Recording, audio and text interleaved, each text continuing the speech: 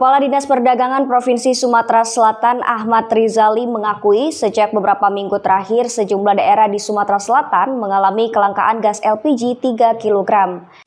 Kelangkaan gas LPG 3 kg di Sumatera Selatan disebabkan distribusi yang salah sasaran, sehingga mengakibatkan masyarakat kesulitan untuk mendapatkan gas subsidi dari pemerintah tersebut.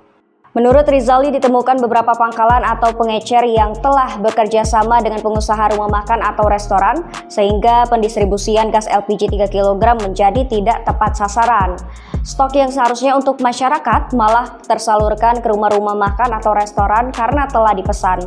Untuk mengatasi kelangkaan gas LPG 3 kg tersebut, pihaknya segera berkoordinasi dengan pihak terkait guna dilakukan penambahan stok.